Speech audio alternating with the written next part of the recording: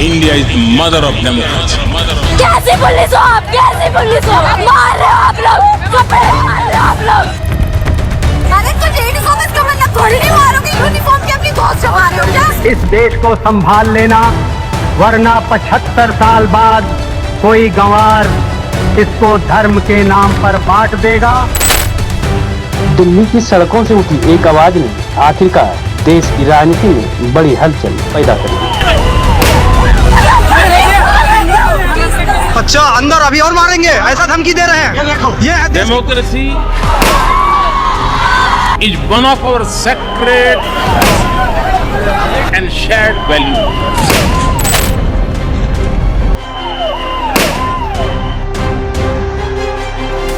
हजारों छात्र लगातार प्रदर्शन, संसद मार्च, जंतर मंतर पर धरना और एक ही मांग, केंद्रीय शिक्षा मंत्री धर्मेंद्र प्रधान का इस्तीफा। सरकार से रिक्वेस्ट है, बात मान लीजिए, इतना अहंकार ठीक नहीं है।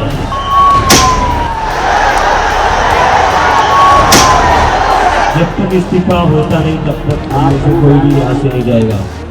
आखिर यह आंदोलन कैसे शुरू हुआ? There are youngsters like cockroaches. They don't get any employment. They don't have any place in profession. क्यों लाखों छात्र सड़कों पर उतर आए और कैसे यह विरोध देश भर में चर्चा का विषय बन गया? आइए जानते हैं पूरी कहानी। जो लोग देश को टुकड़े टुकड़े करना चाहते हैं वही लोग आज डफली बजा रहे हैं जंतर मंतर में।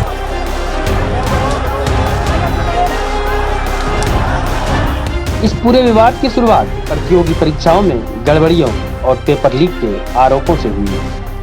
भारत माता की।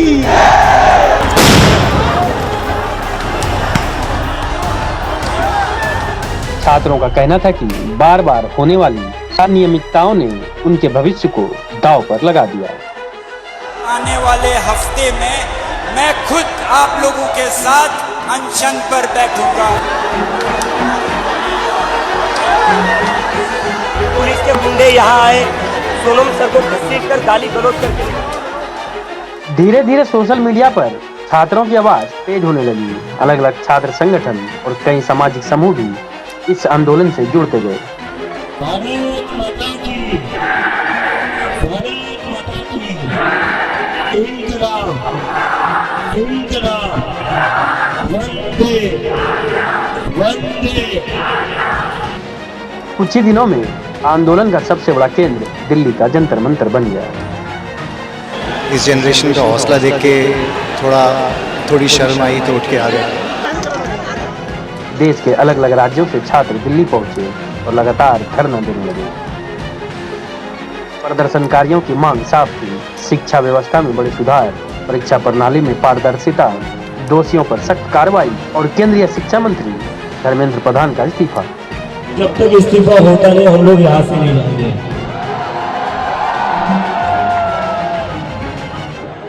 जब तक इस्तीफा होता नहीं तब तक हम से कोई भी यहाँ से नहीं जाएगा। समय के साथ आंदोलन और बड़ा होता गया।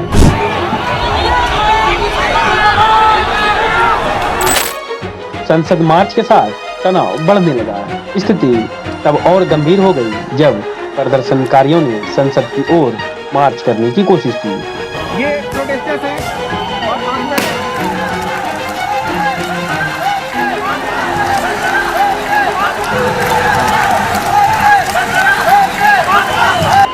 दिल्ली पुलिस ने उन्हें रोकने का प्रयास किया। इसी दौरान धक्का मुक्की और लाठीचार्ज के आरोप भी लगे। तो बच्चे उठो, प्लीज भैया बचा लो, मुझे मरने नहीं है। कई प्रदर्शनकारियों के घायल होने की खबर सामने आई। इस घटना के बाद आंदोलन को और अधिक जन समर्थन मिलने लगा और सोशल मीडिया पर यह मुद्दा तेजी से ट्रेंड करने लगा कि हम भूख के पले बच्चे हैं, एक दिन आएगा सब कुछ खाएंगे, और जब घर से निकले हैं तो धर्मेंद्र प्रधान का इस्तीफा लेकर ही वापस जाएं। लगातार कई हफ्तों तक चले विरोध प्रदर्शन के बाद सरकार पर दबाव बढ़ता गया। विपक्षी दलों ने भी सरकार को घेरना शुरू कर दिया। ये मुद्दा कांग्रेस, समाजवादी पार्टी, बीजेपी का नहीं है। ये मुद्दा युवा और छात्र नौजवानों का है। और जब छात्रों की नहीं सुनी जाएगी तो सड़कों पे आएंगे। और जो सरकार ने व्यवहार किया है, इस्तीफा तो क्या है, इस्तीफा तो जब चाहेंगे तब मंत्री ले लेंगे, सदन के बाद ले लेंगे। लेकिन सवाल ये जो छात्रों के साथ व्यवहार हुआ है, उनके हाथ तोड़े, सर तोड़ा, उनके कपड़े फाड़े, क्या बेटियों के कपड़े फाड़ेंगे आप? हम और राहुल जी थे।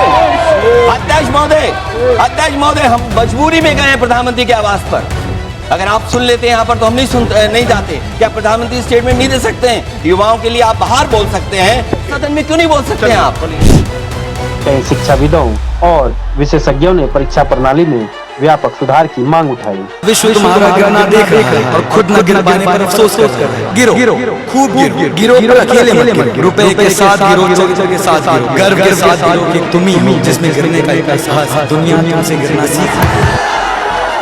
आंदोलनकारी संगठनों ने साफ कहा कि केवल आश्वासन नहीं बल्कि ठोस कार्रवाई चाहिए। लगातार विरोध और बढ़ते दबाव के बीच आखिरकार केंद्रीय शिक्षा मंत्री धर्मेंद्र प्रधान ने अपने पद से इस्तीफा दे दिया। ये जो हमारे स्टूडेंट्स हैं, इनकी विक्ट्री है, इनकी जीत है, जो हिंदुस्तान का फ्यूचर है।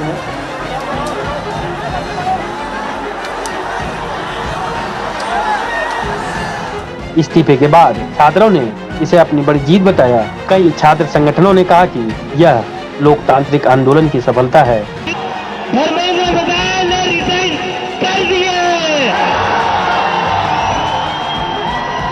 क्या कहते थे ये? क्या कहते थे? इस सरकार में इस्तीफे नहीं होते। क्या कहते थे? इस सरकार में इस्तीफे नहीं होते। हम कहना चाहते, झुकती है दुनिया, झुकाने वाला चाहिए। हालांकि सरकार की ओर से यह भी कहा गया कि शिक्षा व्यवस्था में व्यापक सुधार किए जाएंगे और परीक्षा प्रणाली को अधिक पारदर्शी बनाया जाएगा। कठोर कानूनों के प्रावधान के साथ नया कानून बनाने की दिशा में भी आगे बढ़ रहे हैं। लेकिन हमें भविष्य के लिए सोचना है। हमारी परीक्षा पद्धति विश्वस्त हो, हमारी परीक्षा पद्धति ट्रांसपेरेंट हो, हमारी परीक्षा पद्धति में सबसे ज्यादा टेक्नोलॉजी का उपयोग हो। सरकार ने परीक्षा प्रणाली में बदलाव, एनटीए में सुधार, पेपर लीक रोकने के लिए कड़े कदम और नई व्यवस्था पर काम शुरू करने की बात कही है।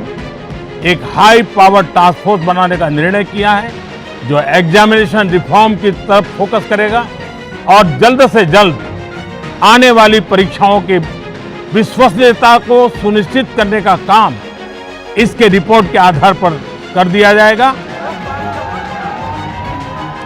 अब सबसे बड़ा सवाल यह है कि क्या इन सुधारों से भविष्य में ऐसी घटनाएं रुक पाएगी या फिर छात्रों का संघर्ष अभी भी खत्म नहीं हुआ है। दिल्ली से शुरू हुआ यह आंदोलन अब भारतीय शिक्षा व्यवस्था पर एक बड़ी बहस बन चुका है। छात्रों की मांग सिर्फ एक मंत्री के इस्तीफे तक सीमित नहीं थी, बल्कि वे ऐसी परीक्षा प्रणाली चाहते थे जिस पर हर छात्र भरोसा कर सके। अब देखना होगा कि सरकार के वादे जमीन पर कितनी तेजी से उतरते हैं और क्या आने वाले समय में छात्रों का भरोसा दोबारा कायम हो पाता है। अगर हजार की तो दादागिरी करो, वोटों की राजनीति है, चौधारी करो, लाखों में खेलना है। फिलहाल इतना ही। अगर आपको यह स्टोरी पसंद आई हो तो वीडियो को लाइक करें और चैनल को सब्सक्राइब करें और ऐसे ही बड़े मुद्दों की हर अपडेट के लिए जुड़े रहिए। धन्यवाद। सर पे ये झूठ की दस्तार रहेगी कब तक? सर पे ये झूठ की दस्तार रहेगी कब तक? ये बताइए, रेत की दीवार रहेगी कब तक? हमने फिरौन को सद्दाद को मरते देखा है, देखते हैं तेरी ये सरकार।